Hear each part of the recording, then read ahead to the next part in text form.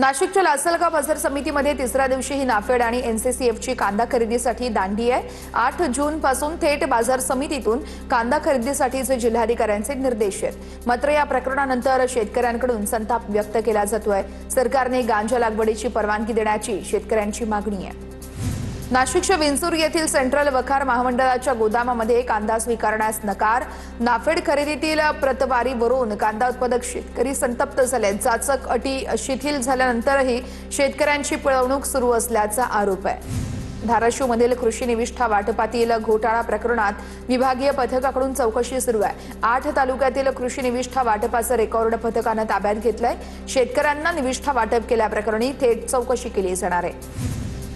गोंदिया जिल्ह्यातील 9 कृषी केंद्राचे परवाने रद्द तर 45 केंद्राचे परवाने निलंबित करण्यात आले आहेत। अनियमितता केल्यानं कृषी विभागाची ही कारवाई आहे। खरीप हंगामादरम्यान खतं बियाण्यांचा काळाबाजार टाळण्यासाठी कृषी विभागाची भरारी पथकाच्या माध्यमातून थेट धडक मोहीम सुरू आहे। अकोल्याच्या अकोटमध्ये खतासाठी पुन्हा शेतकऱ्यांच्या लांबच लांब रांगा। कृषी केंद्रांबाहेर खतासाठी शेतकऱ्यांच्या रांगा लागल्याचं चित्र आहे। अकोटमध्ये युरिया आणि इतर खताचा तुटवडा निर्माण झाला आहे।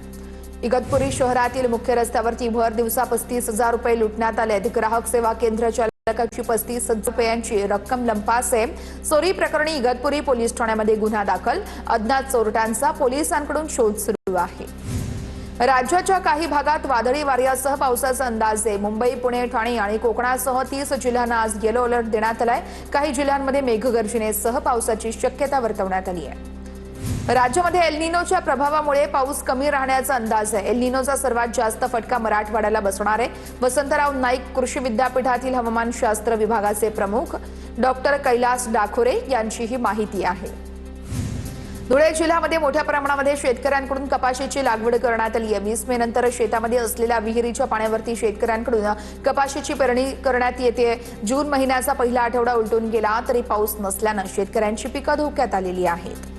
जालना जिल्ह्यामध्ये खरीप हंगामाच्या लागवडीसाठी शेतजमिनी सज्ज झाल्यात। मात्र शेतकऱ्यांना पावसाची प्रतीक्षा आहे। पाऊस उशिरा आला तर खरीप हंगामातील लागवड लांबणीवर पडण्याची शक्यता आहे। राज्यामध्ये महिनाभरात नैसर्गिक आपत्तीमुळे 53,000 हेक्टर पिकांचं नुकसान झालंय। आंबा आणि केळी पिकाचं सर्वाधिक नुकसान आहे। पाऊस, वादळ आणि अतितापमानाचा शेतीला मोठा फटका बसतोय।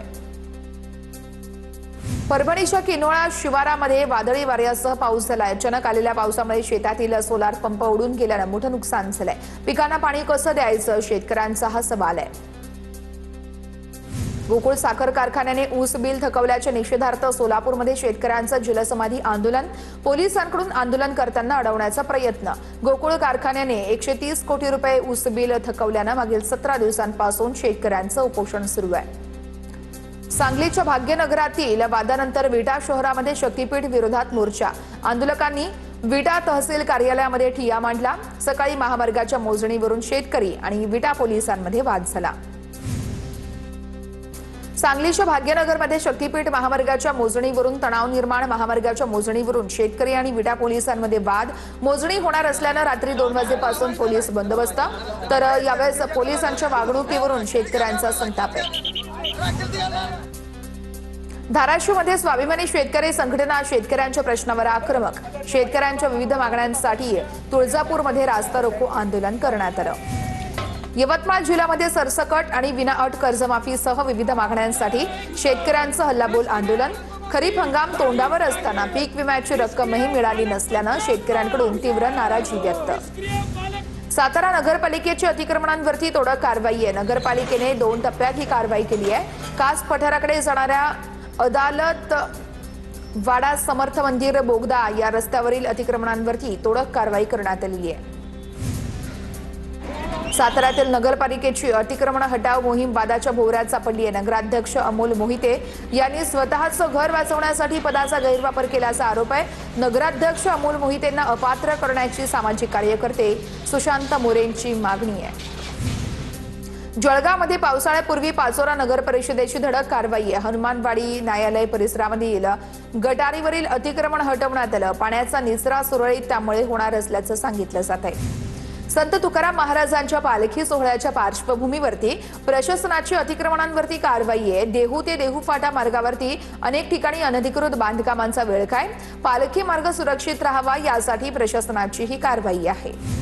कोयना जलाशयातील तापोळा केबल स्टे ब्रिजचं काम अंतिम टप्प्यात आलेलं आहे। कोकण आणि पश्चिम महाराष्ट्रातील अंतर या पुलामुळे कमी होणार आहे। पर्यटन विकासाला मोठी चालना मिळणार आहे।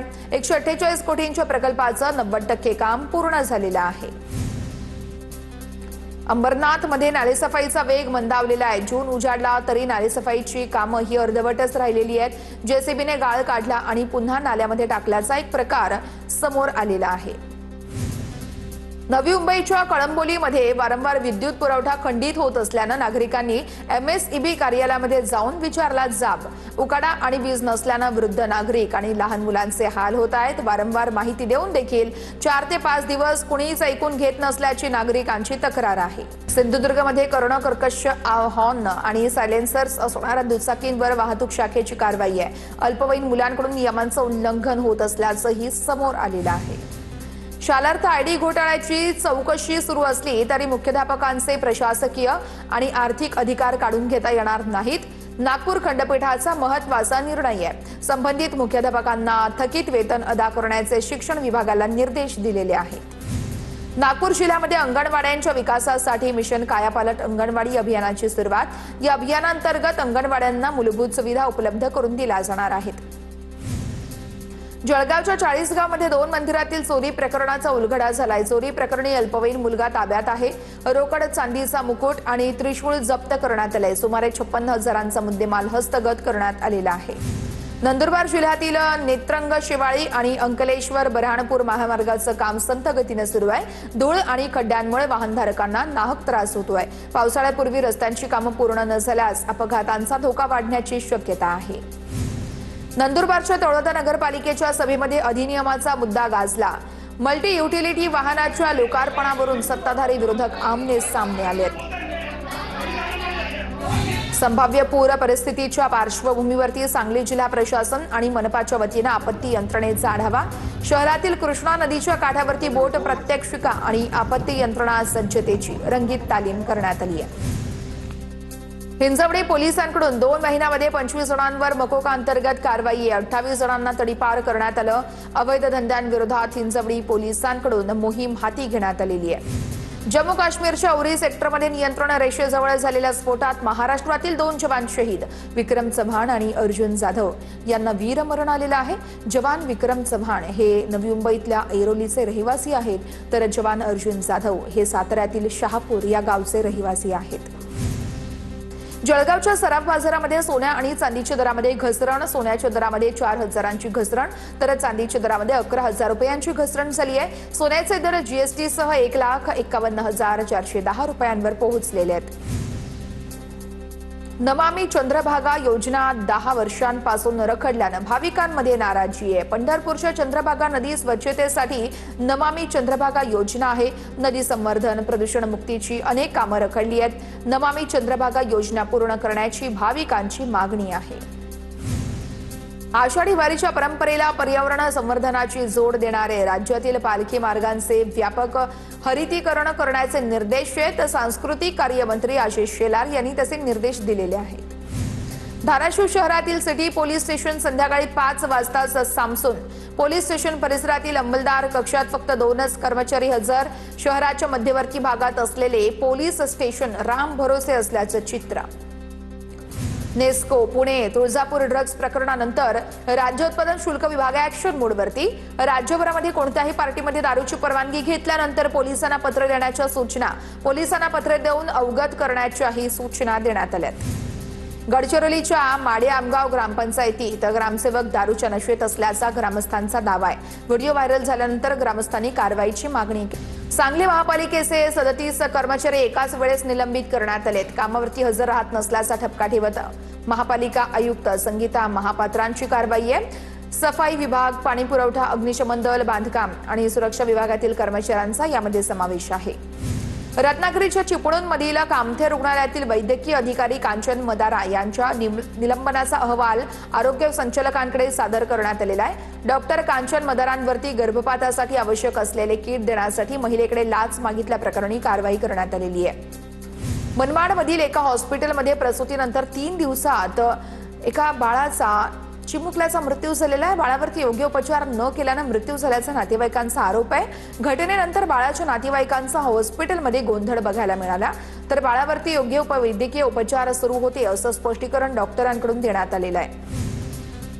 भंडारामध्ये 6 डॉक्टरांविरोधात गुन्हा दाखल। कुटुंब नियोजनाच्या शस्त्रक्रियेनंतर डॉक्टरांच्या हलगर्जीपणामुळे निष्काळजीपणामुळे महिलेचा मृत्यू झाल्याचा आरोप होता। अमरावती जिल्हा रुग्णालयामध्ये एकाच बेडवरती 2 रुग्ण, वॉर्ड क्रमांक 6 मध्ये एकाच बेडवरती 2 रुग्णांवरती उपचार। अमरावती जिल्हा रुग्णालयातील आरोग्य यंत्रणाच व्हेंटिलेटरवर असल्याचं चित्र। गडचिरोलीच्या अहेरी नगरपंचायतीच्या कर अधिकाऱ्यावरती हल्ला। काँग्रेसचे माजी जिल्हा परिषद अध्यक्ष अजय कांकडलावार आणि साथीदारांकडून मारहाणीमध्ये नगरपंचायतचे कर अधिकारी वैभव पांढरे जखमी आहेत। आमदार धर्मराव बाबात्राम यांच्याकडून अधिकाऱ्याची विचारपूस करण्यात आलेली आहे। भिवंडीतील प्रभाग समितीचे सहाय्यक आयुक्त सुरेंद्र भोईर यांना लाच स्वीकारताना रंगेहात पकडण्यात आले। या कारवाईनंतर पालिका वर्तुळात मोठी खळबळ उडालेली आहे। अनधिकृत बांधकामांवरती कारवाई न करण्यासाठी लाचेची मागणी करण्यात आलेली आहे।